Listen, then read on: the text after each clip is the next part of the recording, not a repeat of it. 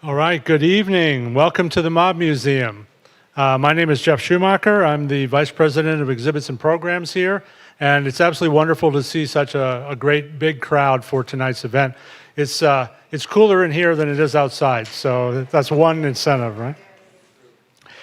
Tonight we are commemorating the 50th anniversary of the Las Vegas Metropolitan Police Department. On July 1st, 1973, the Clark County Sheriff's Department and the Las Vegas Police Department merged, creating the law enforcement agency that locals know today as Metro.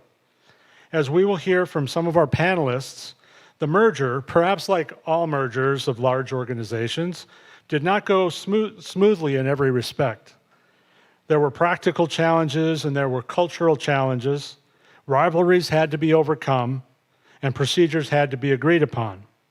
But in the end, things worked out pretty well, and today Metro is generally regarded as one of the top police agencies in the country.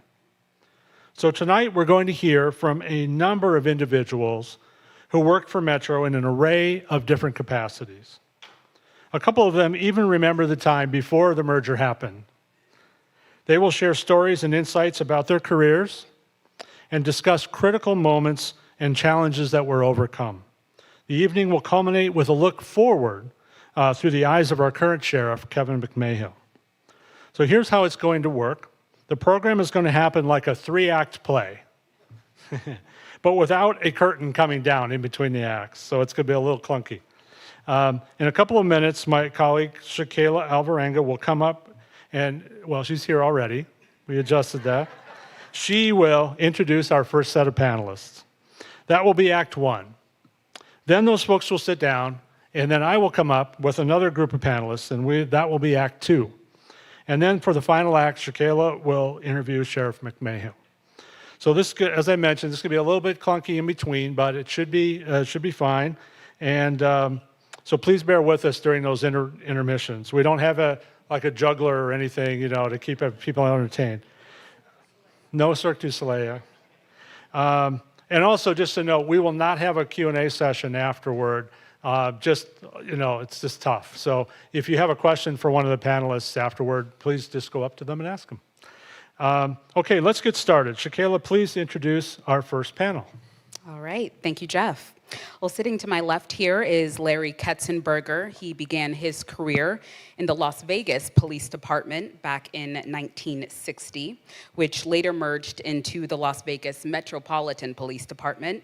In his role as Assistant Sheriff for Staff Services, Larry effectively coordinated and supervised division managers responsible for communications, records, criminalistics, personnel, and detention bureaus. Sitting next to him is Linda Vaden. She began her career working for the Clark County Sheriff's Department, preparing affidavits during her summers in high school. In 1986, she was promoted to communications supervisor at the Las Vegas Metropolitan Police Department, where she oversaw the establishment of a state-of-the-art command center. And sitting next to her is Miss Frances Walker, who joined the Clark County Sheriff's Department back in 1969 and later became the fingerprint director. Throughout her career, Frances maintained the largest fingerprint file system in Nevada, ensuring its integrity and collaborating effectively with the gaming industry and law enforcement agencies. Please give each of our panelists a round of applause.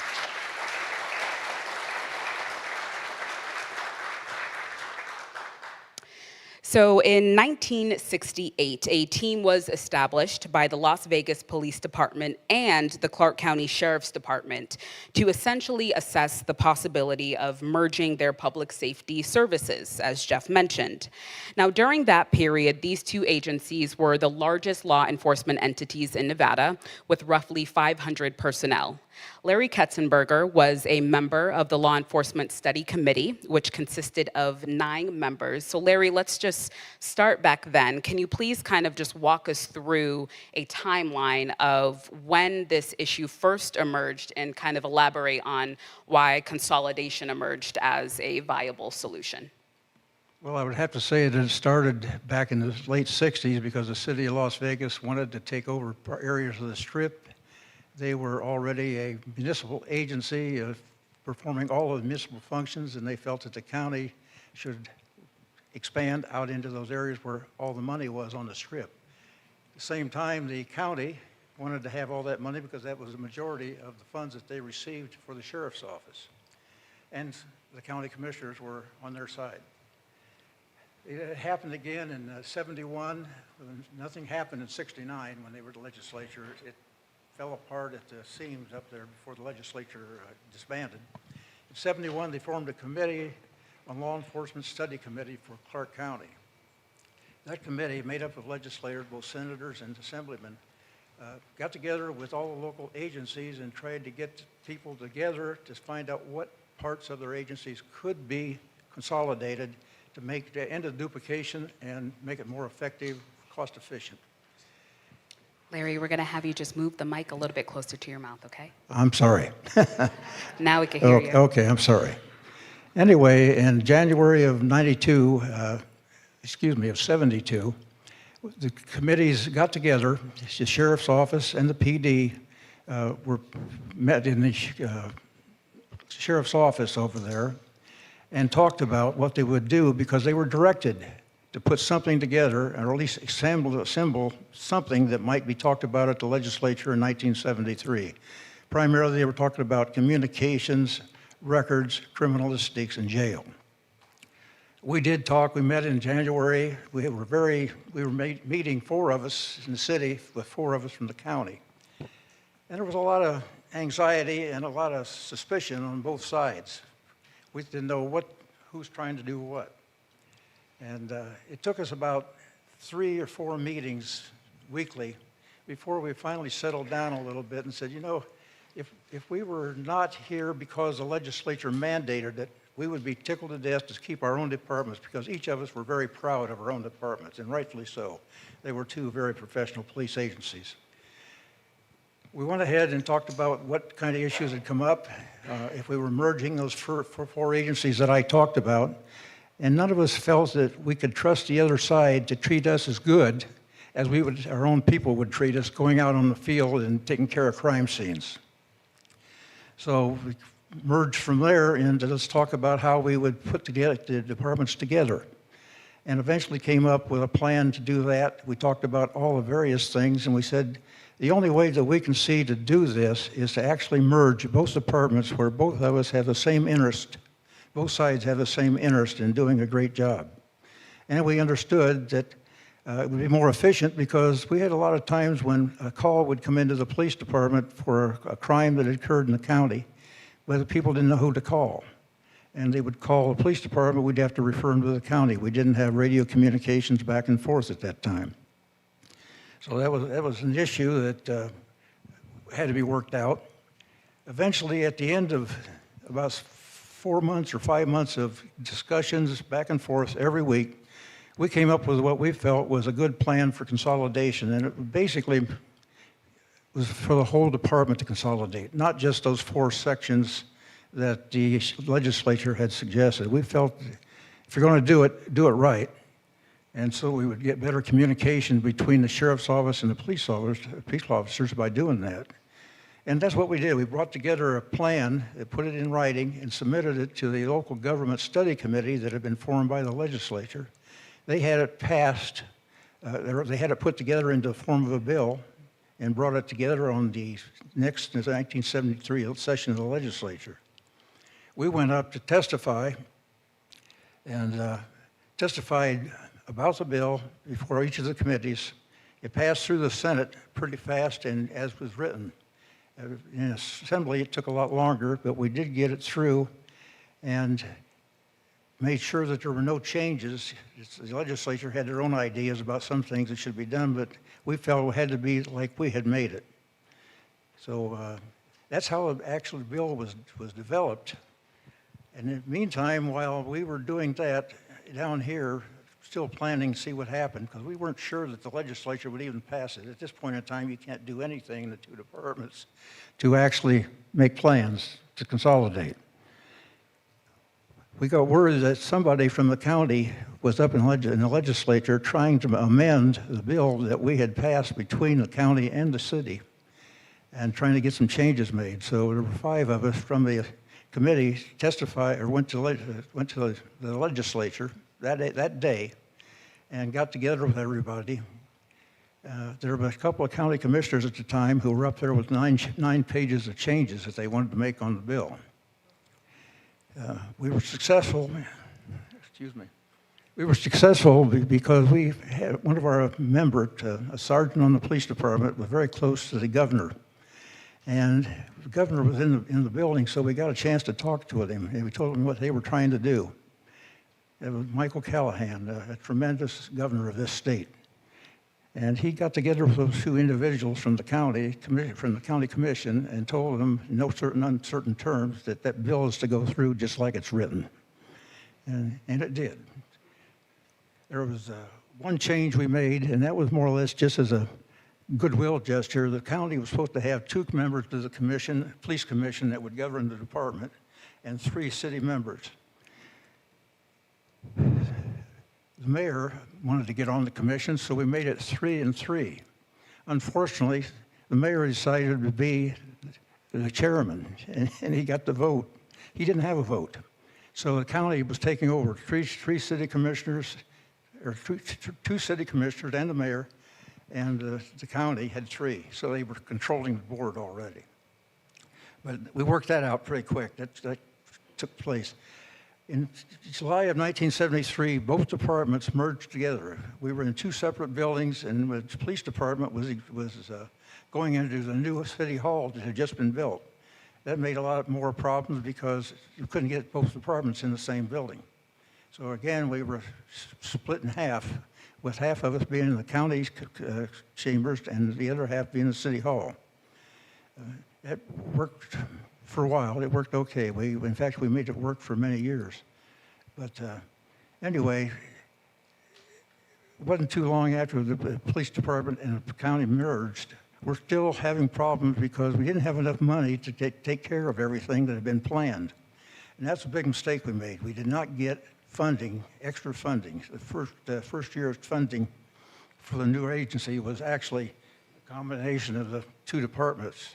It didn't take into consideration having to upgrade the cars, the leather, the guns, uniforms, and all that. So we were predicted to be about $700,000 short at the end of the year. A lot of hassles. We ended up having less people on the street than we should have had because we didn't have the money to go ahead and hire the 40 new troops that we needed to make the thing work properly. I know one of the things that came about was the city was on a 410 plan under patrol. The county was on a 5-8. The county had to accept and give to their people the same thing the city had. We had a best of both worlds clause in there so that we didn't have to run into problems that the other entities that we had studied had run into. They never merged everything totally together and had it done ahead of time. And they would have people in 2 different departments working together in the same vehicle and very upset with some of the things that weren't the same on both departments. So we wanted to avoid that. We had actually designed a new uniform, and that was designed by some of the troops. We actually had committees together. But unfortunately, because of the budget shortage, we ended up taking the best of the 2 uniforms that we had. The city had a terribly poor uniform. It did not, well, it wasn't terribly poor, but compared to the counties, it wasn't as good as the counties. So we ended up, Sheriff Moran at that time, he would have been the undersheriff. He said, we're not going to get a new uniform, we're getting a sheriff's uniform. And that created some problem with some of the city officers who thought the sheriff's office was taking us over.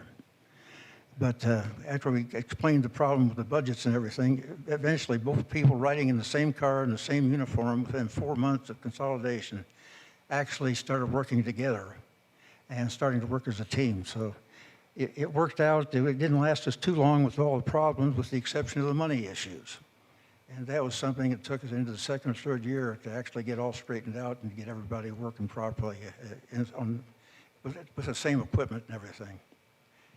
I'll let it go there because there's more to it, but there's more that goes on after we had the guys in the cars. We did have we had reports of fisticuffs and disagreements, but nobody, I was the patrol commander at that time, shortly after consolidation. I never had anybody come in and complain that there'd been a fight in the squad room. They took care of whatever it was that was going on by themselves. And within about 3 months of consolidation, I would say they were working together with the guys as a team. And to this day, I feel like we did a good job starting out. People who have come since have done a much better job making it even better than it was. This is one of the, if not the best, police department in the country. Thank you. Well, as Larry mentioned, effective on July 1st, 1973, the Las Vegas Police Department and the Clark County Sheriff's Department ceased to exist, and the Las Vegas Metropolitan Police Department was then born. There were, of course, a lot of changes. Several different departments had to adjust to a new work environment and to new technology as well. As the fingerprint director, Frances played a critical role in procuring the automated fingerprint identification system, AFIS. Now, her expertise and professionalism garnered attention from law enforcement agencies and foreign countries who sought to observe the system's capabilities. So how did you manage the increased number of employees all of a sudden and kind of navigate this new environment that you are now in? Difficult at first because we had two things going. We had consolidation that we had to deal with, and also the procurement for the APHIS system. So it was pretty interesting at the time, but it was difficult also because it was a new technology in fingerprint procurement. I mean, before in the past it was always a manual application where we manually fingerprinted people, and we classified the fingerprints, and then we filed them away in that kind of situation. But once we got the APHIS system, it was a totally different operation, and so we kind of had to catch up and learn, as we went along, and we had some real professional people to help us, and so that's how we came about. We got the APHIS system going.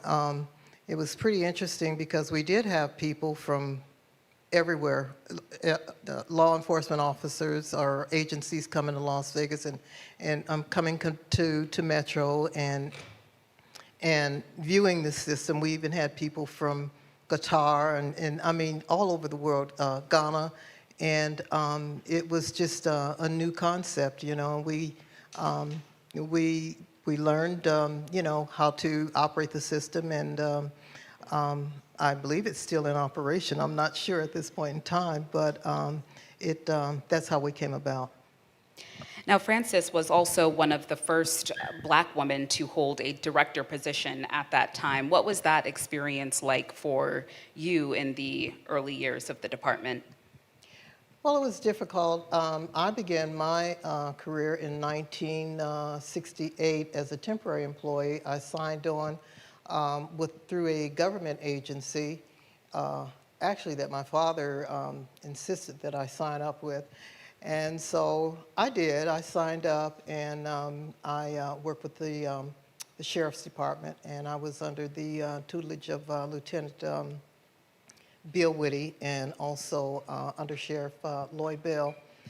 And I kind of liked the job, but after I saw my dad again, and he asked me, he says, how do you like the job? And I said, it's okay, but I'm going out to get a real good job. I'm going out to be a cocktail waitress. So my dad had 5 daughters, and he said, none of my daughters are going out on the strip. And so I said, well, I guess he's telling me how he felt. And so I stayed 30 years, and I don't regret it, not one bit.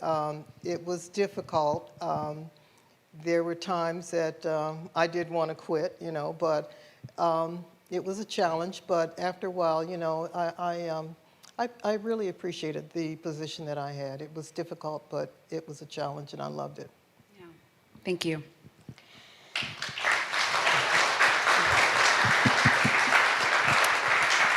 Now, Larry kind of touched upon this too, of some of the issues that were between the two entities, but there were criminals who were actually aware of the boundaries that were between the different jurisdictions and that could potentially evade arrest. And they knew that by crossing into another department's territory that they could essentially do that. So when efforts were made to communicate criminal activities between the former two departments, there was, quote, much to be desired because of the physical separation of the two agencies and the professional jealousy of the investigative units. Now the information of one is the information of all, quote. So after the merger, I know this was years after, but Linda Vaden, she oversaw the establishment of a state-of-the-art command center and was quite involved within the communications system there. Linda, what changes did you witness in regards to this new automated communication system? Well, when we merged, we were housed down in the basement of the new city hall. And so we probably, about 10 years, we dispatched out of the basement. Then we were the new state-of-the-art communication center on the Strip, just south of Tropicana was built. And we also experienced people from all over the world coming to see the state-of-the-art. We were it. We had the latest CAD system, which was the system that we typed the calls into. We had the latest equipment, antennas, etc., the hardware of the building. So they came to observe us, and we were very, very proud to show it. And at that time, I was assigned to oversee it. So we had to train all the dispatchers with the new system. We had to constantly be testing, because when you change from one system to another, things don't always run smoothly, which sounds like when we changed to merge, I had no idea we went through so much to merge from what Larry said. I learned so much from his talk. So we experienced the same thing, a lot of testing, a lot of downtime. We had backup systems, and when the computers, which were so fabulous, didn't work, we resorted back to our original, writing everything on a card and sending it. So we were thrilled with the new system, and I was very proud to be part of the Metropolitan Police Department family at that time. And there were two major events that occurred during your time at the police department.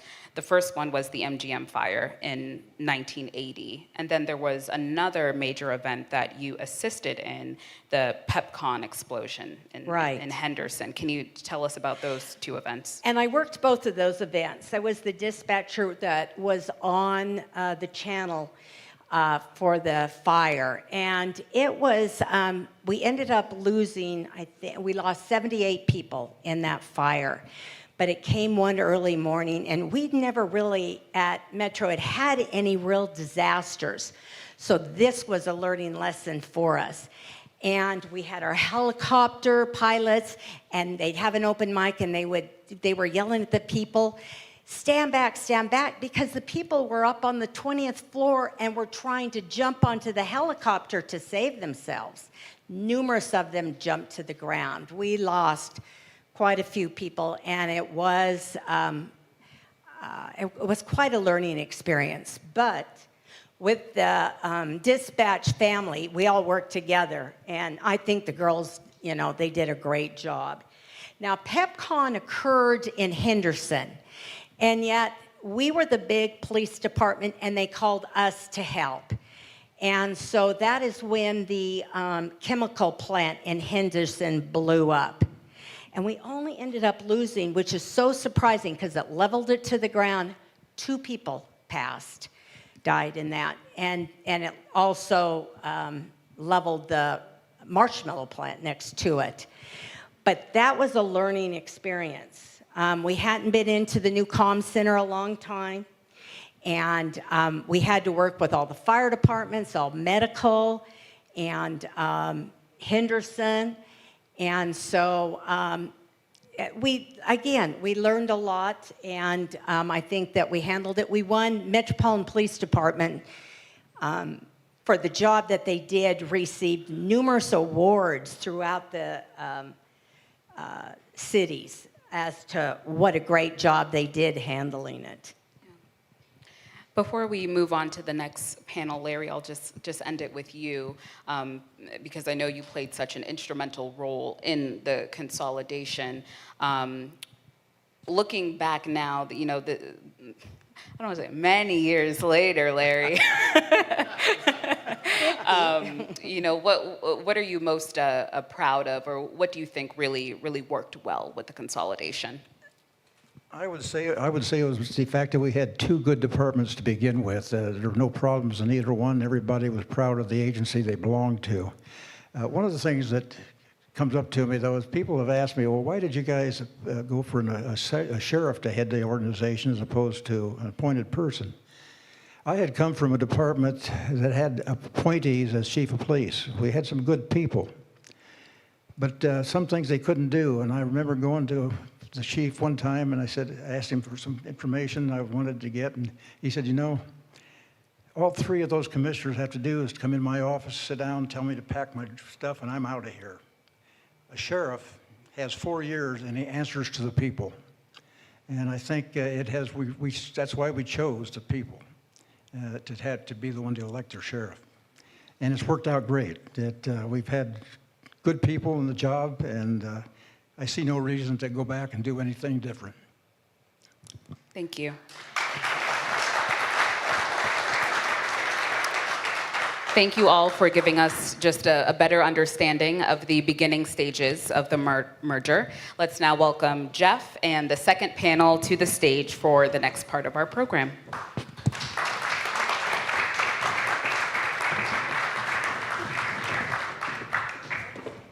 Probably want that, huh?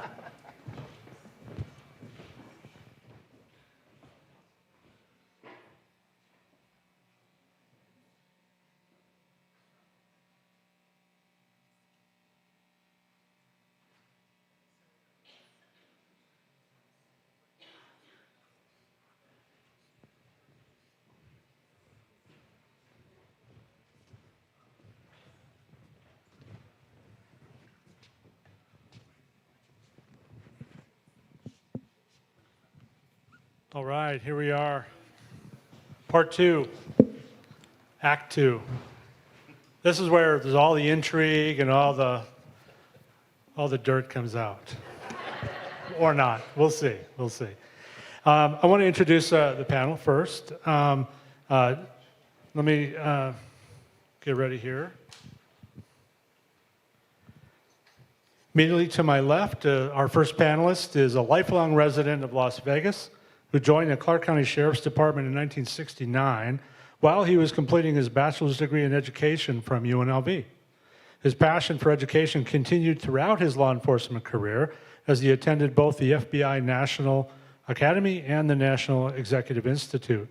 After the Sheriff's Department merged with the Police Department, he rose through the ranks at Metro, including positions in SWAT, Internal Affairs, and Narcotics. He implemented the department's Police Employee Assistance Program, which we'll touch on, which remains in effect today.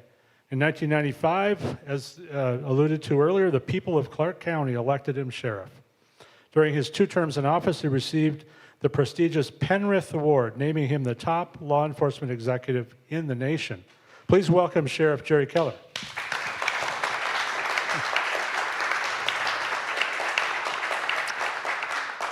Our next panelist, next to Jerry, our first served on the police department for 30 years, rising through the ranks to retire as an assistant sheriff.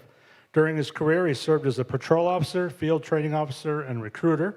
He was awarded Police Officer of the Year in 1986. He worked in several different positions as a sergeant, was the first gang intelligence sergeant, and was selected to be the first full-time public information officer in 1995.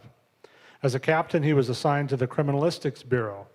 From there, he went on to be commander of the Northwest Area Command and Financial and Property Crimes Units. He served as Deputy Chief of Investigations and later was promoted to Assistant Sheriff. A lot of different jobs, is what we're saying. He is a native Las Vegan and is currently a public safety technology and security consultant. Please welcome Greg McCurdy.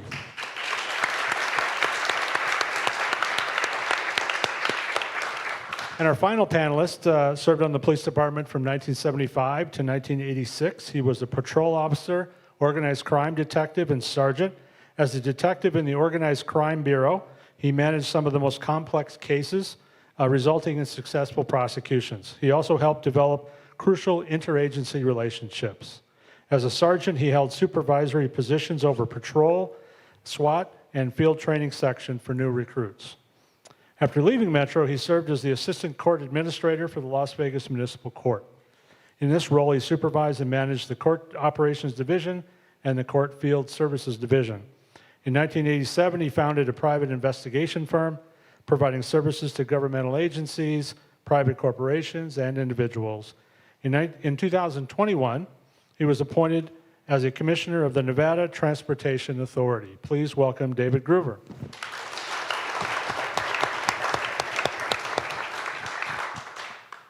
So I'd like to start with Sheriff Keller. Just to sort of connect the first panel with the second, I thought I might ask you a little bit about the merger and how it worked for you. You started at the Sheriff's Department. Correct. And so what are your recollections of the merger, the challenges that were faced? Well, I think Larry covered it quite well. He was involved in the planning of the elements of the consolidation. Of course, I was only 14 when he hired on the department. And I worked 4 years before consolidation. I remember when they put out the first seniority list, I thought, I've been on 4 years. I'm kind of a salty dog. And I saw that there were 2 people in the department who'd been on longer than I'd been alive, George Allen and Herman Moody. Both of them have passed now, but great people. The process of consolidation for me, I was in the crime lab working field identification of crime scenes, and we had worked very closely with the city crime lab for all of the time that I was in the lab. And so our merger was more a challenge of geography and how we got both labs together, the field ID people. Criminalistics was a new word, having a chemist or a criminalist who was trained in the forensic side of analysis. Was a new thing, but that happened under the direction of Bill Whitty that Fran walked. He was, Francis Walker mentioned, he was a deputy chief at the time of the department. I agree with Larry. I mean, you know, I was in the lab, I heard rumors of the fist fights in the hallways of the patrol stations, patrol offices, but I never saw one. I never talked to anybody that was ever in one. And it might have happened, but I thought they were rumors. But like Larry, I think that the merger went very well. And, you know, to have a merger, when you consolidate 2 things, 1 + 1 has got to equal more than 2. And certainly it did when we consolidated the county sheriff and the city police. We became one of the premier agencies in America. I had the privilege as sheriff to be a member of the major city chiefs, the chiefs of the 50 biggest cities in America. In fact, I happened to be the president of that organization for almost 3 years. And every day, every meeting, we met 3 times a year. We could stack the Las Vegas Metro Police Department up against any other agency in America as far as technology, quality personnel, our hiring standards, the work product.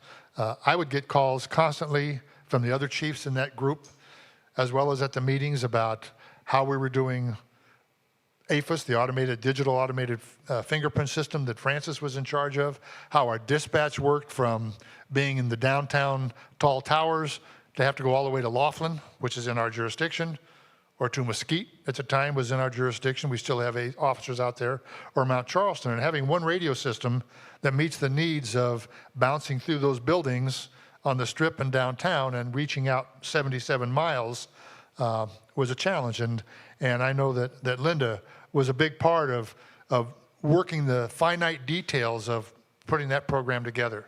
But all of that came from the consolidation in July 1 of 1973. And my hat's off to Larry for the work that he did.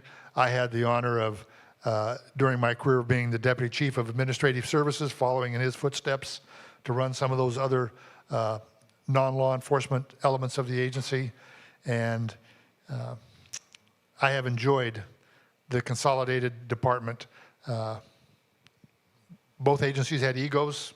Both agencies had friendly competition, but there was never any severe angst that I ever felt or saw or heard of between members of either agency at consolidation. Sheriff, so I want to sprinkle in our conversation some specific stories, things that happened when you guys were on the force. And one of the ones that you were involved in right front and center was the jail hostage situation in 1984. Can you kind of summarize what happened and how that was resolved? Yes, in 1984, April of 1984, at that time the city jail downtown in City Hall on the second floor, as you booked a prisoner, you went through a secured door, then you put your gun in a gun locker, then you went through a second secured door, and you took your prisoner into booking.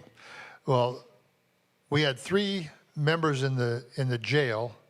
Patrick McKenna, who was awaiting trial for murdering his cellmate while he was awaiting transport to Nevada State Prison for murdering somebody else. He had a long history from the time he was a teenager with the department. He's still in prison. Willie Shaw, who was a serial robbery suspect, he was there. And I'm trying to think of the third guy's name, but we had taken him out of a hostage situation in the Nut Hut bar where he held 30 people hostage. Well, those 3 overpowered the 3 correctional staff that were on the floor, got the key to that inner door, got into the gun locker, and had 3 semi-automatic pistols. Each one had one. We were called, the jail was locked down, SWAT was called. I was a crisis negotiator at the time. I became the primary negotiator. The situation lasted for 44 hours, talking with Patrick McKenna, which was an experience in itself. He kept asking for medications. I don't want, because there were 106 other inmates in the jail, but they were all hostages as well. And he said, I don't want these people to be, having fits and stuff, so I got to have their medication. And we said, well, we can't prescribe that medication. You're not a doctor. And it would be against the law to prescribe medication and give it well, okay, but if anybody has an appendectomy while I'm in charge of this thing, you're going to be in trouble. It'll be on your shoulders. Anyway, it went up back and forth. And adjacent to the jail was a warehouse room on the side. And in that warehouse room, there was one of those old water coolers that stood about this tall. They had a brown bottom and a chrome top. Well, every time the condenser would go off to cool the water, it would shake. And at the 44th hour, it went off. And Patrick McKenna and I were on the phone together, and he says, uh-oh, you guys are trying to burrow through the wall. I'm saying, no, Pat, we're not. And about that time, gunshots rang out. The 3 suspects got into a gunfight. 2 of them were killed. Felix Lorenzo was the third. Felix Lorenzo and Willie Shaw were both killed. Patrick McKenna grabbed one of the correctional staff and changed uniforms with him. So he had on a correctional uniform. I guess he thought we wouldn't recognize him when he came out. One correctional officer was shot in the hand, but that was the only injury physically to the correctional staff. And we finally got a young inmate who was in for burglary, awaiting trial, into the jail command room, and we were able to talk him through how to open the outside doors. SWAT had the doors wired with explosives to blow the doors because they were not made to get into. They were going to touch off and blow the doors to make entry to take these guys out or to just apprehend them.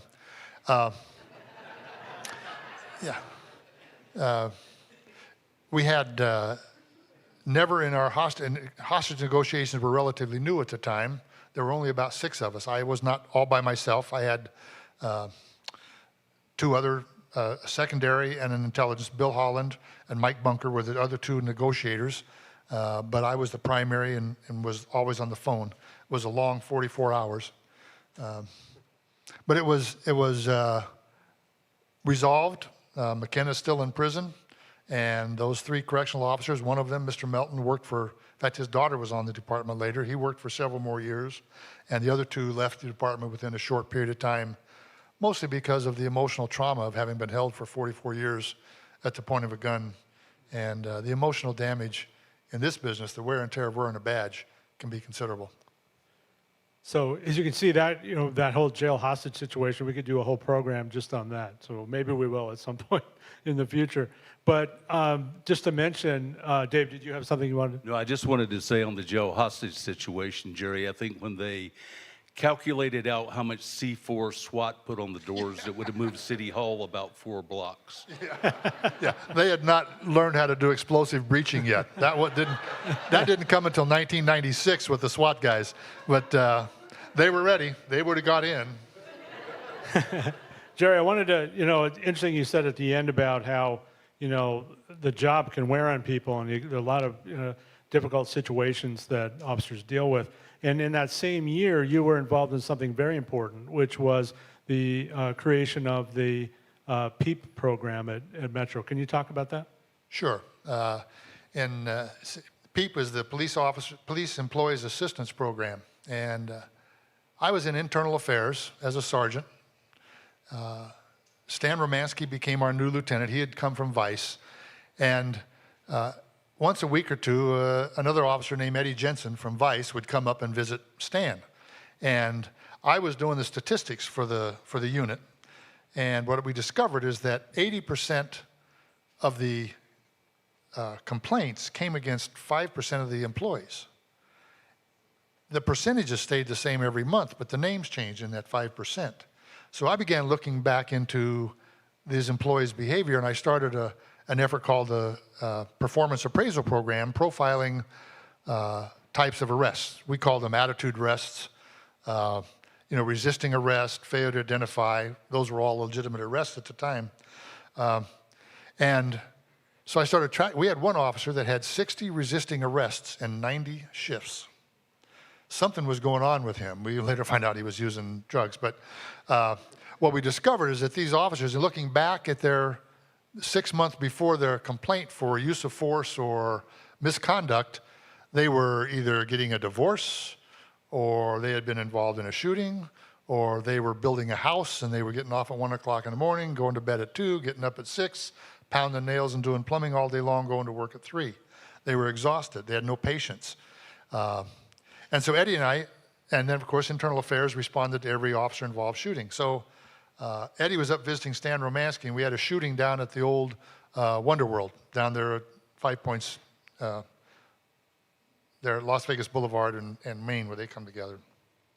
And I responded from Internal Affairs, and Eddie responded as well. And so we were standing there. We got to talking. He'd been in 3 shootings. I'd been in 2.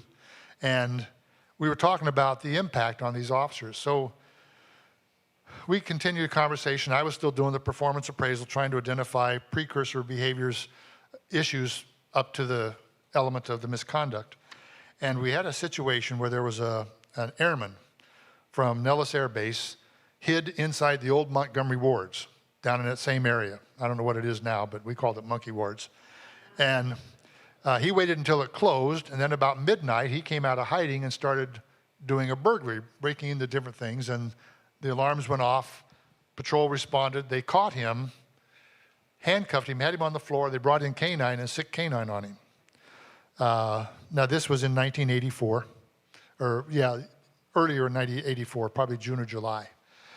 So Eddie and I went to the sheriff, John Moran, and said, we believe that if we address the behaviors before the misconduct occurs, we can affect use of force. Because use of force is it's necessary in our business, but excessive use of force is always not a good thing. So he said, well, if you're going to have a unit, you got to have a lieutenant in charge. I said, well, just wait. Lieutenant's test is in 3 weeks. And so I took the lieutenant's test. I was fortunate to come out number 1. We started the Police Employees Assistance Program, which somebody suggested we call it the Police Officers Outreach Program, but that was poop. We'd have been the poopers. Somebody else suggested police and serious stuff, but that would have been the pissers. So we stuck with PEEP and became peepers, and we started a unit. We reduced use of force incidents by 80% in the first year by addressing those issues. Cops were supposed to be rough and tough, back when men were steel and ships were wood. That's when we got hired. There was a lot of, I don't know what you'd call it. People didn't think that it would work. They thought I was an alcoholic, thought Eddie Jensen was a pacifist. He later became a lieutenant running PEEP for years. we saved a lot of careers. The history was that when an officer was involved in a shooting, 80% of them left the agency within the first year after the event. Once we started PEEP and started dealing with the emotional issues involved in that shooting, because, you know, we get into this business not to shoot people, but to help people. All of the people that wear the badge and the other employees of the agency have that rescuer personality. We want to help. We want to jump in and solve things. And by giving, so you couldn't go to psychological help. You couldn't go see a counselor. If you did, you wanted to, you had to look it up in the dictionary or in the phone book. At that time, when an officer involved in a shooting, and I know Dave experienced this, they sent you to a psychologist named Dave Roberts in Sacramento, San Jose. And you talked to him for a while. You took a Minnesota multiphasic test of about 180 questions to see if you were either perverted or deranged. They sent you back and said, you know, go back to work, killer. You're doing good. That doesn't work. It's not the way cops feel. I've yet to meet an officer who was glad they shot somebody. Not a single one. Whether they even shot at somebody. And we discovered that emotional trauma carried over not just from shootings, but from other crisis events, going to a significant traffic accident. I mean, the thing I hated worst in my career was going to a wreck where somebody was pinned inside screaming. I would stand there like this while the motor cops did their job. And that has an effect on people. And we have cops that, you know, they go to a wreck like that, and after they get through scooping somebody up off the street with a square point shovel, they got to get back in their car and go handle a domestic event where there's two people that are arguing that have been alcoholic and married longer than that cop's been alive, and he's supposed to show up and solve the problem and leave with everything hunky-dory. It just doesn't work that way. And so PEEP was a great thing. And now there's, I believe, a director, a supervisor, and 8 employees from without the agency. First it was Eddie and I, we were both cops. It now got correctional staff, it's got civilian staff, because the wear and tear in this job isn't just from carrying a badge, it's working on the agency, dealing with issues. Dispatch is the toughest job in town. Nobody ever calls a dispatcher to invite him to a birthday party. It's always a crisis. And so we started dealing with the wear and tear of working in a law enforcement environment with officers whose kids were having bad grades or involved in drugs or family we dealt with all kinds of things. And Eddie and I were not counselors. We were just a resource to go out and touch someone and say, listen, we understand, let's get you into someone. It was all confidential. It was anonymous. Not once, ever, did Eddie or I ever go to the sheriff and say, that Greg McCurdy, he's in trouble. He was, but we never said anything, okay? Sheriff, I'm going to come back to you Yeah. in a little bit to talk about when you were sheriff, because this has all happened before you became sheriff, which Yeah. is great. But I want to go to Greg and talk about a couple different things with you. And I think just because of where we're sitting, I think we should start with a mob story. And you have a little mob story from right after you started with the department, right?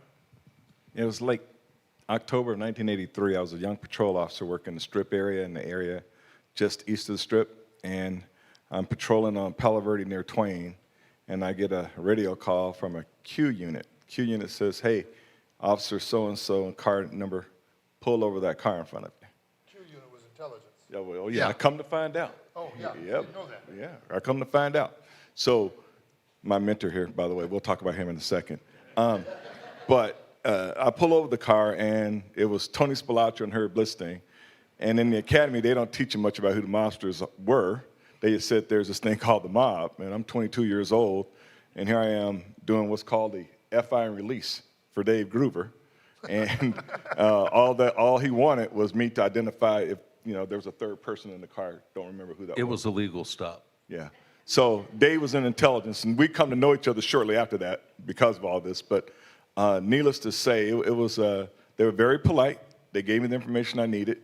And then I found out in my area that I worked that there was a location. I'll identify it now. It was called the Food Factory. And the Food Factory was on Palo Verde, for you who know. And the Food Factory is where they would bag the money and distribute the money to people who did the jobs.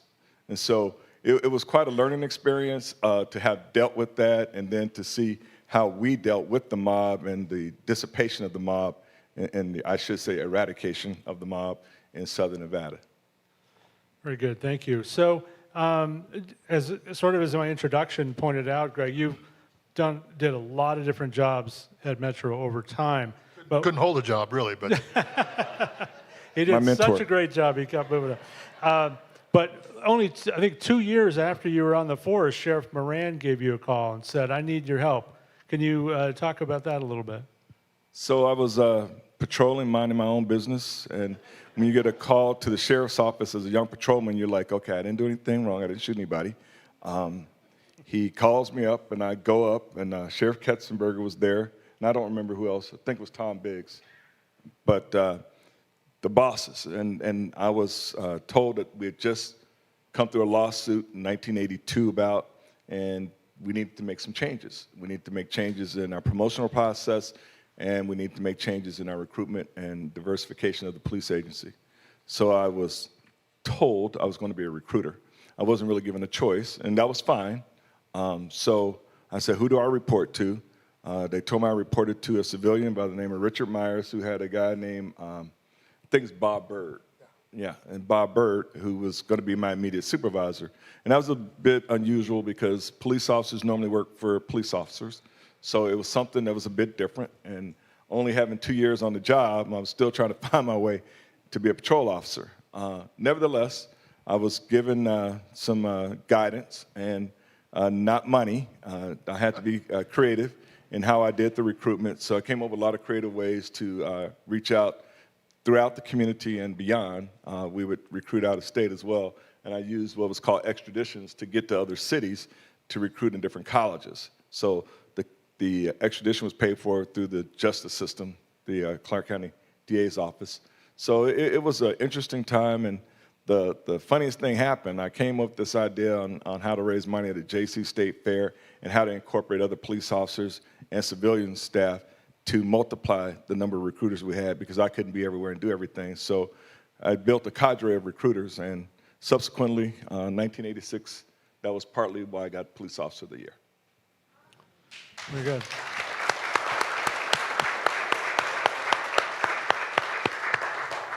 I hope that by the end of our session, we'll talk about several other things as well that you were involved in. But I want to go to the gang unit because it wasn't too long after that before you got involved in helping to deal with what at the time was believed to be a pretty serious gang problem in Las Vegas.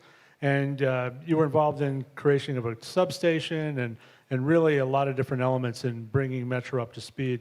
Can you talk about that a little bit? So I was a newly promoted sergeant, and I was assigned to the Hargrove Station, which patrolled northwest part of Las Vegas and historic West Las Vegas. And after about 10 months there, I had done some work to kind of look at some of the issues that were going on at the time. I had 3 main areas of focus that I was given. At the time, we called it line solution policing. And as a new sergeant, that was kind of abnormal to get assigned to lead projects that could have other units work with me. So in one of those projects, I was working in Gerson Park, trying to learn more about the root cause of the people who were getting involved in the shootings and the violence. And subsequently, with some of the work that I did along with my team, we created what was called the Gang Intelligence Unit. It was part of the Special Enforcement Detail, and our mission was to look at how we were identifying gang members. Were we using a criteria that was based on any facts, or was it just that we were labeling people without using good criteria to do so? So one of the real tasks was to develop definitions of what a gang member was, what a gang associate was, what an acquaintance was of a gang. And then I was tasked with going to Southern California, working with the LAPD South Crash Unit. And that was a pretty interesting experience as well. But one of the things that they had done there was they developed a Paradox software system in which to put the gang members in the system after they were identified using criteria which they established as an agency. So instead of it reinventing the wheel, we sought to use that similar software and do the same thing, replicate that here in Las Vegas. And I think we did a really good job. And it was a time where there were a lot of people who were mistakenly identified as gang members simply because they lived in the targeted neighborhoods. So we had to do better because we were placing young people in juvenile detention that didn't really belong there. They needed other services. And one of the areas that I went back and spent a little bit more time was in Gerson Park. And we had written up an idea of a police substation in Gerson Park. And I left and was working on something else, and we left that with the what was called the Hargrove Station. And one of the sergeants there picked it up, luckily, and I think did an excellent job in implementing what we needed to do in Gerson Park to help prevent some of those young men and women from becoming gang members. And so substation was open, a Boy Scouts program was created. It was kind of one of our first times really getting into deep community engagement as a police agency. And I thought a lot of great things came from that.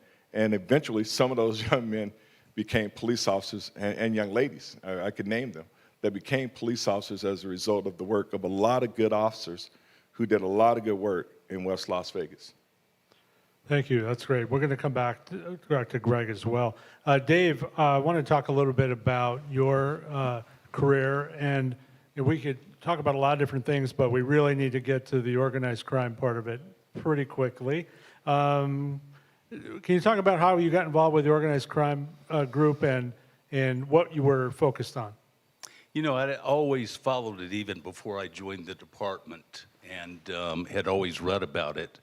So in probably, I think around 1978 or 79, we got a new sheriff, and a new group went into the Organized Crime Bureau. And what had happened in the 70s, there were a couple of police officers, detectives in that bureau that were brought up on corruption charges, federal charges, racketeering charges. And so they had to completely redo the whole unit. And at that point, our relationship with departments across the country were pretty much destroyed. The FBI wouldn't deal with Metro, so the first task that we had when I went in was to rebuild those relationships. And we were actually able to do it. It took a lot of hard work, a lot of dedication, and it really wasn't that long before we had the trust of the FBI. And to try to go in and work organized crime without the support of the FBI or DEA or one of the federal agencies, it's almost impossible to do. You need their resources to carry it forward. So my counterpart at the FBI was Dennis Arnoldy, who has spoken here a number of times. And that was the toughest task we had to do, was to get our reputation back. We've been cut out of a lot of the law enforcement databases, and within a year we had most of that stuff back. Now, your primary focus, I believe, was the Chicago mob. Shocking. It was. And and really, this was the time of the Hole in the Wall gang. What do you remember about that? Quite a bit about it. The Hole in the Wall gang was, as Greg said, you know, he pulled over Tony Spilotro and Herbie Blitzstein. Blitzstein ran one of the crews for the Hole in the Wall gang. He had a former brother-in-law by the name of Peter Bazile. They had one of the crews. The other crew was run by a guy named Frank Collada. Most of these people were all out of Chicago, and a lot of them had grown up together and had friendships for years and years. So Collada and Blitzstein were very, very competitive with each other. Peter Bazile was just a guy that was kind of really off the charts, and nobody really got along with him but Herbie Blitzstein. So they would go out and meet a lot of different people. For instance, they would have valets that would, you go valet park your car, and the valet would look at the registration, write down your address, go to the booth, and oftentimes they'd have key cutting machines in the booth. They'd cut the house keys, and they'd just go rob your house while you were at a casino. One of the places that they really did it a lot at was the Villa DS restaurant, which is now Piero's. And they did, for the longest time, had a key cutting machine in that valet booth.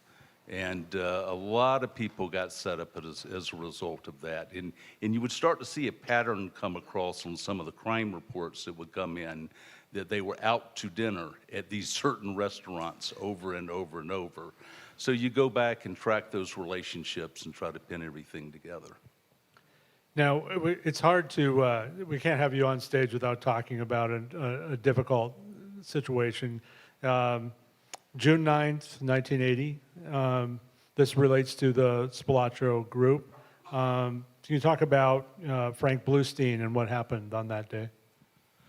So we've been working the Chicago mob pretty hard and heavy, and we were at a point where we were just doing upfront surveillance on them, making ourselves known, not trying to hide. And there was a reason for doing things that way, because you get people a little bit nervous and they start chattering on the phones, and then the FBI would have wiretaps and some of the other agencies would have wiretaps going. So on that particular evening, I was working with my partner, Gene Smith, and we went through the parking lot. We saw a new car that we hadn't seen before, and we saw 3 people sitting out front. Actually, 4 people were there. But one was Frank Collada, Tony Spilatro, and another person we didn't know. So when that car left the parking lot, we fell in behind it and went down, and we were going to get the license plate, and then the car just accelerated at a very high rate of speed. So we followed it, and we went to pull it over to see who was driving, and the car pulled over at one point when he was turning into the complex where he lived, took off again, and pulled perpendicular, and as I got out and started approaching the car, he came up with a gun in the car. So I started running backwards, and we both started shooting. Gene yelled out he has a gun. And then that led to a whole nother set of circumstances. Well, a couple of things happened. One is it turned out that, he did have a gun, and that, it was a justified shooting, but there was people who were very skeptical. He did have a gun, and let me add one thing. The family attorney was going to produce a witness that said I planted the gun on him, but the gun was actually registered to his brother who had bought the gun in Chicago. Right. But there were allegations that you had planted the gun, and there was a lot of dust up over this shooting.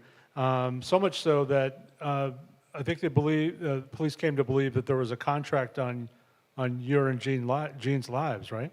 Actually, 2 different times there was. One time was pretty serious. We got a call from Strike Force out of Chicago, where a couple of guys were supposed to come out and take some pretty serious action against us. And our commander and one of the detectives, Galen Kester, who just passed away about a week and a half ago, both went back to Chicago to have a little confrontation on it.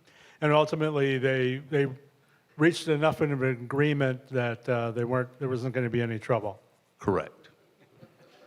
Now, I just want to point out that while the movie Casino is a lot of people believe that it's a fairly accurate depiction of that period in Las Vegas history, there's one piece of that that's quite a bit different than what you just heard.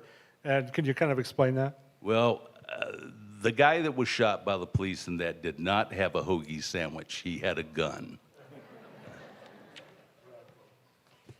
I want to come back. Thank you. I have so many notes. We could go on for 3 hours tonight on this stuff. But I want to go back to the sheriff for just a minute. So you became sheriff in the 90s, and you were involved in a couple of really interesting things. One is you're involved in the DARE program, and enlarging the DARE program, which doesn't exist here anymore, unfortunately.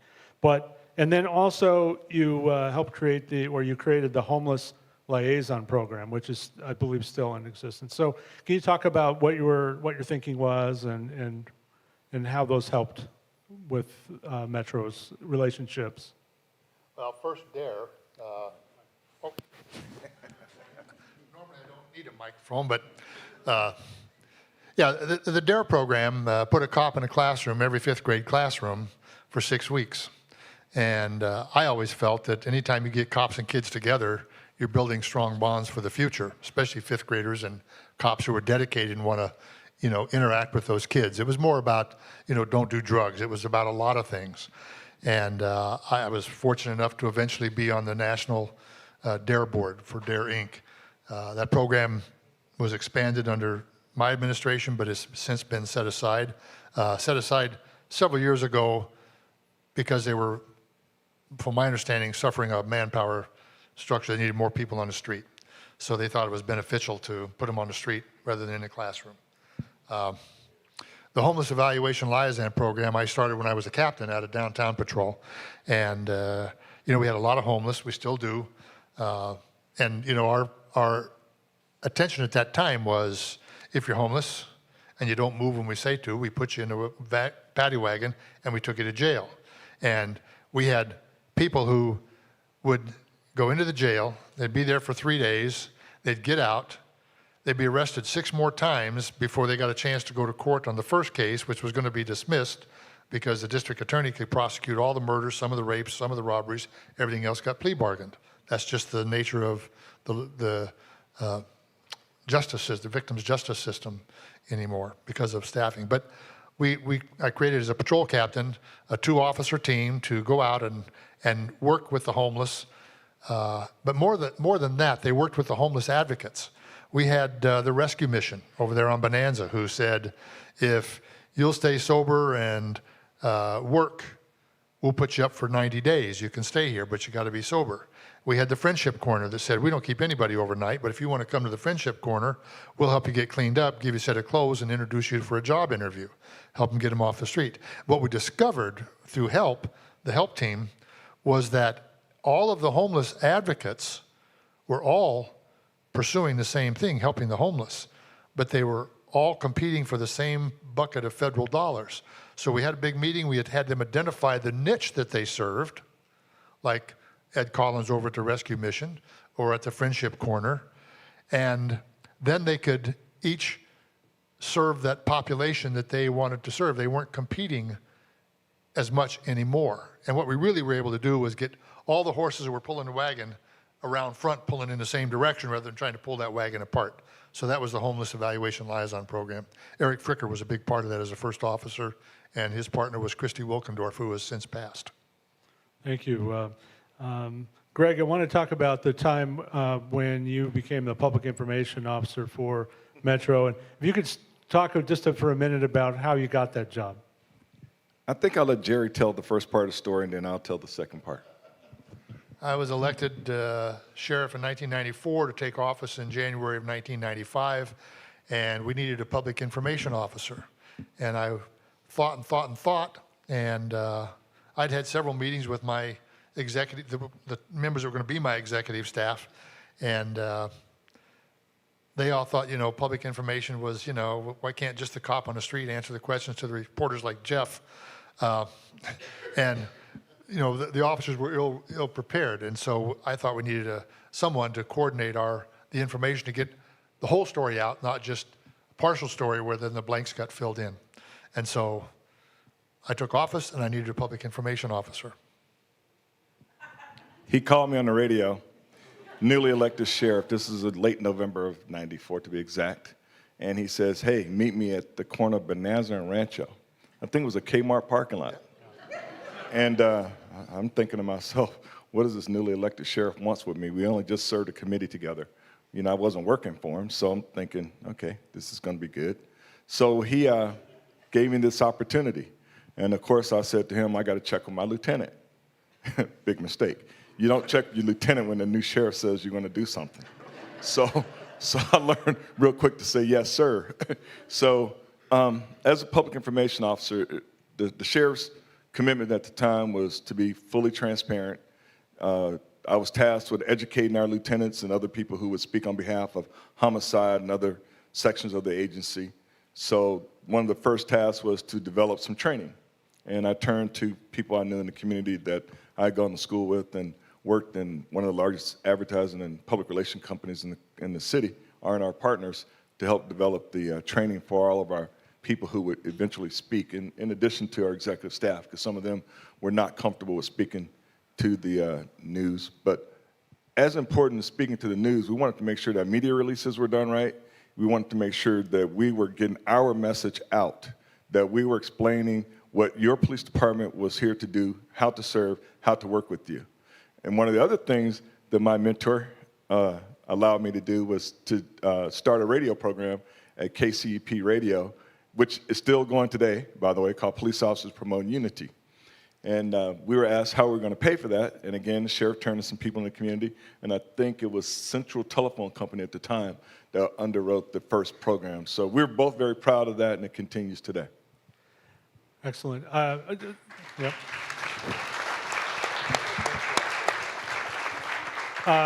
We had a program a couple years ago about the murder of Tupac Shakur on the Las Vegas Strip. So I just want to wrap up on this segment with you, Greg. You know, you're the public information officer for about a year, maybe a year and a half or something, and this happens. Can you talk about that night and the ensuing days as the PIO? So that night, there was a big fight at the MGM Grand Garden, which was fairly new at the time. And it was Tyson, and I can't remember who was fighting. But it was a huge fight. There was a lot of energy in the community. There were events scheduled. And I had just coming from working in the special events office as a special events coordinator prior to going to the PIO office for the sheriff. And I was asked to work that fight ringside that night. And I recall how it was even with the people. It was celebrities and politicians and who's who of every community was at that fight. And earlier in that evening, before the fight even started, we had celebrities trying to enter the metal detection with guns. I remember one in particular was Steven Seagal, so I'll just use his name because he didn't want to give up his gun. And what you might not recall, at that time, it was new to enter venues with any type of metal detection. Prior to that venue, I don't think we had any other venue where that took place. So this is very new to people, so they had to get used to it. But the other thing that night, real quickly, is that there was a big fight in the casino. And, you know, we all heard it, and there were a number of officers who responded. So a lot of things going on. And that night, after, it's kind of a personal story, but I'll tell it because Jeff knows it, and maybe one other person knows it. I was headed to a party after the fight, a housewarming party for a friend of mine.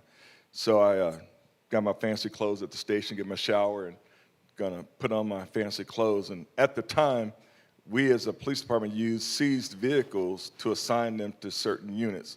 And at that time, for some reason, I was assigned a white Datsun 280ZX. And I would show up on scenes in this white Datsun 280ZX. Well, this particular night, 30 minutes into the housewarming party, and I did not drink a lick of alcohol.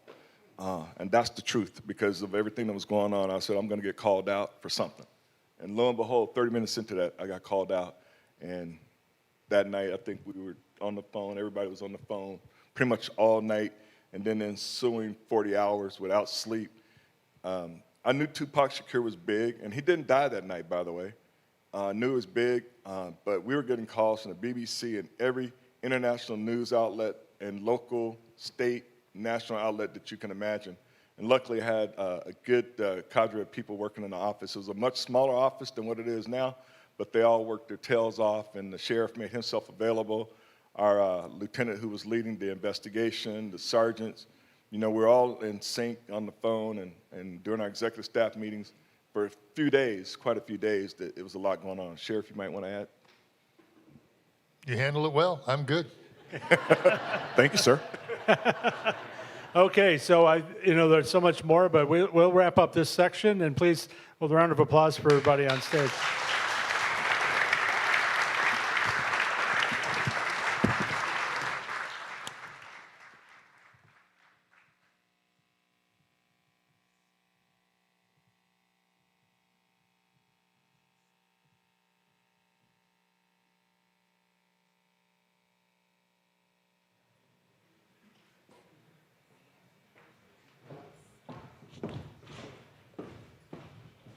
When I came over here, Shakayla told me they were going to put a picture up of me. So I see what they did there. That's right over your face. Thanks. You can tell that's by me by how narrow it is. All right. So for our final panel, it's really an honor to be here with Mr. Sheriff Kevin McMahill. He was sworn in as the 8th sheriff of the Las Vegas Metropolitan Police Department back in January, and his law enforcement career spans more than 3 decades of service at every level of LVMPD. So looking back, after everything we've heard at the 1973 consolidation of the Las Vegas Police Department and the Clark County Sheriff's Department, how do you think the consolidation has impacted the overall effectiveness and the efficiency of law enforcement here in the Valley? So, Larry mentioned this a little bit ago, but, and like Sheriff Keller just said, is that, every sheriff around here sort of has had the great fortune of being part of major city chiefs, major county sheriffs, and a number of other organizations across this country. And so we have the ability to go out and learn from all of those other individuals that are fortunate enough to lead their police organizations. But I'll tell you that I think the one most profound thing I heard out of all of that is that they had the wisdom back in 1973 to put an elected sheriff over the head of this police department. And when I tell you that, there are other agencies that are merged, city and county agencies in the country, but they all have an appointed chief or an appointed individual over that police organization. And why that's important, and you might be asking yourself, well, why is that so important? Is the truth is that I get to run this police department. I answer to all of you. When we had to deal with riots or we have to deal with 1 October, all of the things that we've had to deal with over the years, the sheriff is ultimately responsible to the people in the community to actually run this police department. And so the mayor doesn't get to tell the sheriff what to do. The city council doesn't get to tell the sheriff what to do. The county commission. Now, they like to put their input in on it. But this is an opportunity as you look across this great nation of ours, I believe, because I know so many of these police chiefs, but policing has failed in a lot of different ways. And, as an example of what I'm talking about here is you look at cities like that I believe used to be crown jewel cities. Seattle, San Francisco, Portland, Washington, Denver, Chicago, all of these cities, they all have one thing in common, that's an appointed police chief. And that's because everybody except the chief runs the police department. Mayors, councils, commissioners, city managers, everybody has something to say except the professional that did this job for all of the years that they know the nuances of this work. We know our people. We know what they're capable of. We know how to motivate them. We know how to inspire them. And the intelligence that was shown in 1973 in a difficult time of bringing these two agencies together, I think was wise beyond its years. I also was struck by really the fact that both agencies were exceptional agencies. And they also had, I've heard the same stories about the fist fights, and I thought it was all true until I listened to you all today. I've heard these stories, and people would swear that they happened, but we really are a premier law enforcement agency because we don't make the same mistakes twice. And the leaders that came before me, the individuals that occupied a lot of these positions, taught that to us as we have moved along. I don't sit before you and tell you that we're not an agency that has warts, because we do.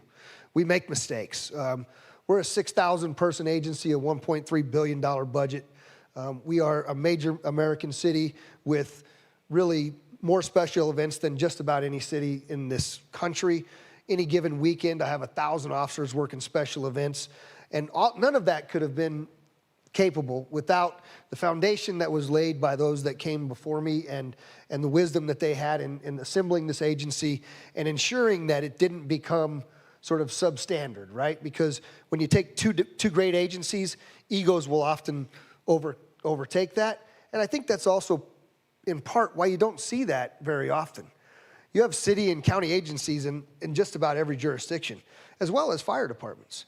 But when you have one that works for a city and county, that means you don't have to have multiple chiefs, sheriffs, command staffs. It's really an efficiency thing. To your question is that we operate very, very efficiently and very, very effectively. So it's been about 6 months since you took office as sheriff, and since we chatted as well. Can you share some of the key initiatives or changes that you've been able to implement at the department this far?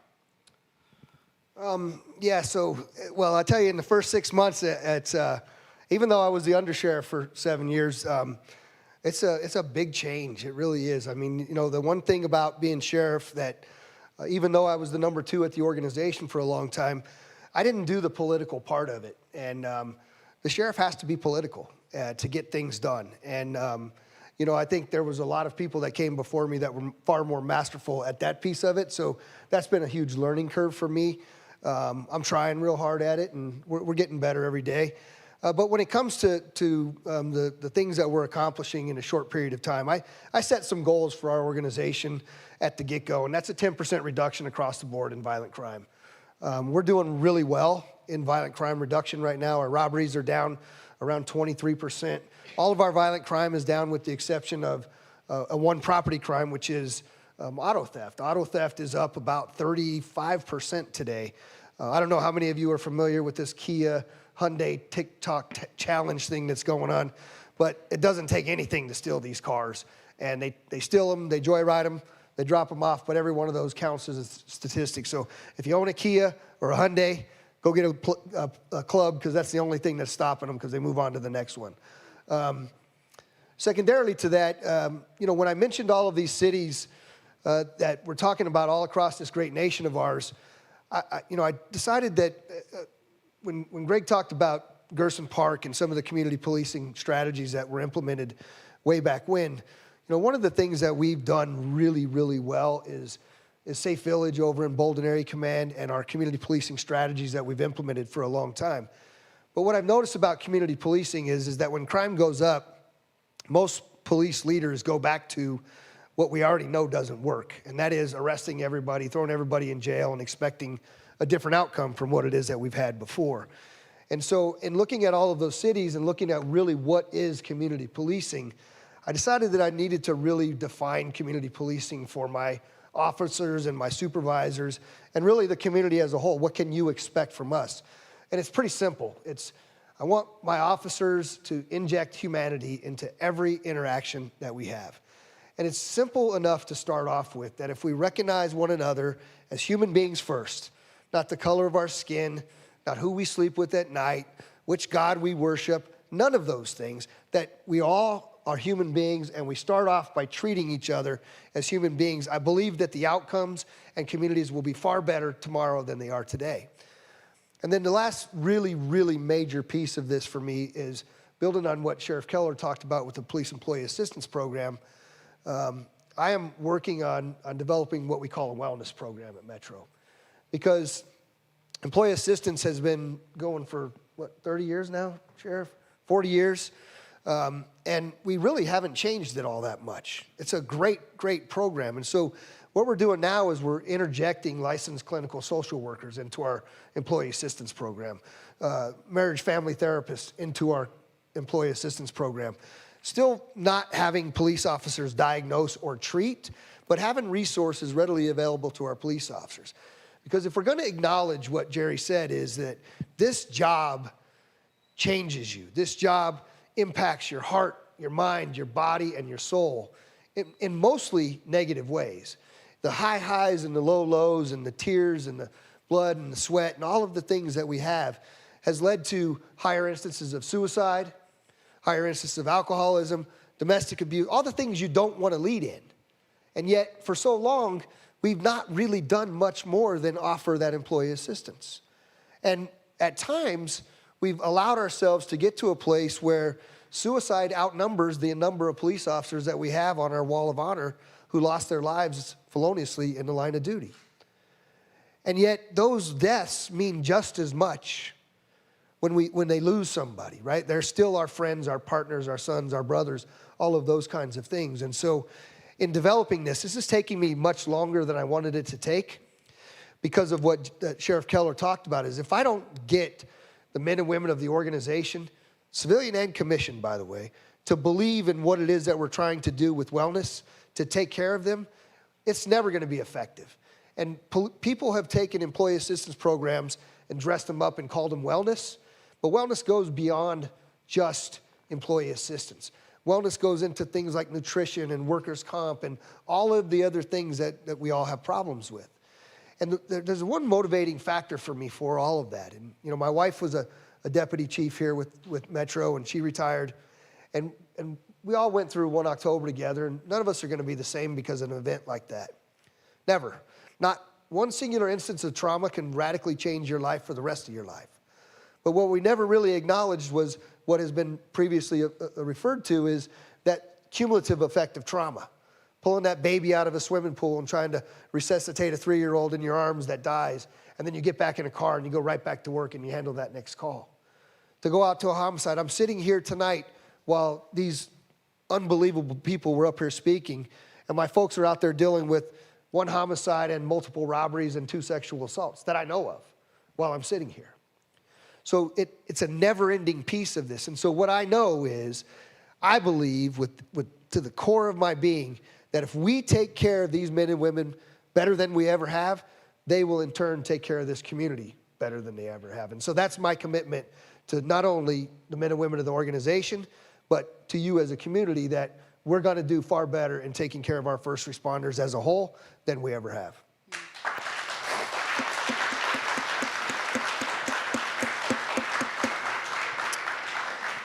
Another big accomplishment that I want to highlight right now is the appointment of the first woman to serve as assistant sheriffs in the department's history. Assistant Sheriff Sasha Larkin and Assistant Sheriff Yesenia, who is also joining us here tonight. Yeah. Why was that important to you, and what impact do you think that has on the broader community? So even more exciting news now. We have, the way the rank structure goes, it's the sheriff, the undersheriff, and then assistant sheriff. I recently had Jim Seebach, who just retired. He's now a Henderson City Councilman. He was my 3rd assistant sheriff. I just recently replaced him with Jamie Prosser. So I now have 3 female assistant sheriffs in the Las Vegas Metropolitan Police Department. And let me tell you, they all deserve the positions that they obtained. But why is that important? I think it's, when we talk about diversity, equity, inclusion, all of these things that are real buzzwords, because all of those things make us better as human beings, right? They make us better as organizations. And when you talk about recruitment, it's a really important thing for people in the community to believe that they can obtain something, right? So the single biggest area where we're not even close when it comes to looking like the makeup of the community is the number of female police officers that we have. Females in Clark County are around 51%. We're in the low 20s. The same thing, African Americans. Today's numbers are, we're at 9.2%, and the community is at 11.7%. Hispanic community is 31%, we're at 23%. So we're heading in the right direction in most of this, but we have to make sure that at the top of the organization that people can see themselves and the opportunity that they could come into this organization, because let's be very honest about this.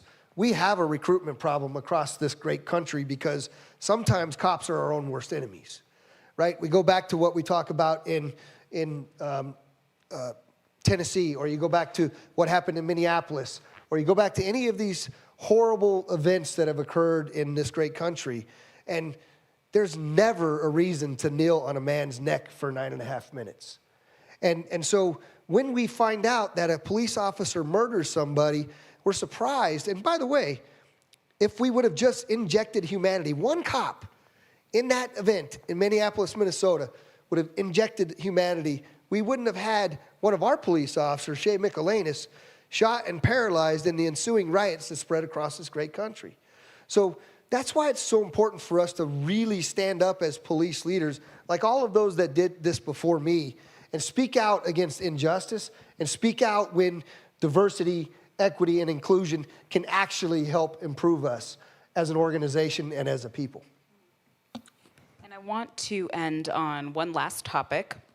And you touched upon this before, but as Las Vegas continues to gain recognition as a world-renowned hosting city, we have major events right here in Las Vegas, the F1 race in November. You're like rolling your eyes already. And the Super Bowl in February. What are your goals, and what is your priority for those events that are coming up? You're right. I wasn't rolling my eyes, actually. But look, these are big deals for us, right? I also want to point out that your police department dealt with the Vegas Golden Knights winning the Stanley Cup. Yeah, right? But we also had 15,000 people surge into Sheba Plaza that night, and we pulled it off without a single problem. And then a short couple of days of notice later, we had a couple 100,000 people show up on Las Vegas Boulevard and had a parade. Do y'all know what was happening around the same time as that? Denver, Colorado was celebrating an NBA championship with, I'm from there, I'm also happy about the Nuggets, but 10 people were shot one night and 2 people were shot the other. Your police department didn't let that happen here. That's a true testament not only to these leaders that are sitting over there, but really to the way it is that we can handle these specialized events. Look, F1 is quite frankly, it's a nightmare for me. I'm not going to lie to you because, you know, it came upon us very quickly. The footprint is massive. Those of you that don't know what F1 is, I'll be honest, I thought it was a bunch of guys racing cars around kind of like NASCAR and beer drinking, all that good stuff. This is the richest people in the world for the richest sport. They come from everywhere. I mean, we don't even have enough room at McCarran or any of the other airports for all the private jets that are coming into this city. We already know that, right? So this type of an event is something that we've never dealt with before, the size of the footprint that we've never dealt with before. And, you know, the threat is huge, right? The Super Bowl, quite frankly, I'm not nearly as nervous about the Super Bowl as I am about F1, just because, you know, we've sent our people down to the previous couple of Super Bowls. I have a special events section that is just fantastic at managing these things. In fact, before too long, it's going to be an entire bureau size, which means that there'll be a captain over it because we have that many special events. And so Greg mentioned fights. Think about this. We're going to pretty soon have baseball, hockey, football. Some of that stuff will be all the same weekend with a major fight and all of the, and for some reason we concentrated it all right down there at Tropicana and Las Vegas Boulevard. Brilliant. And decided to drop Tropicana while we're doing this, while we're doing all the traffic. So I don't know, it's just been brilliant all along the way, but hey, we're dealing with it, right? So, but yeah, thank you. Thank you. Is there, before we end, is there anything else that you would like to say or mention?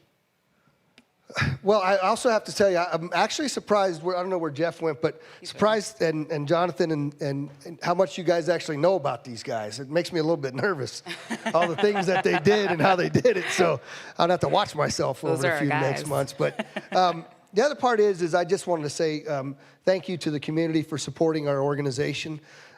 Listen, it may not sound like a lot, but for you to say thank you to my police officers when they're out there, it goes a long, long way. They feel the support from you. And I'll tell you, in American policing across this great country, you listen to police officers all the time talk about how they don't feel any support from their community. I'm not asking for your blind support. When we make a mistake, we'll fess up. And we mess up, we fess up, right? And then we're going to fix it. But in the meantime, while those men and women are out there doing the work that it is that they do me a favor and say thanks to them. Because it's easy for me to motivate, inspire, and empower them to do the great work that they do all day long, but it goes tenfold when they hear it from you. It means a lot, and I'd sure appreciate it if you'd do that for them.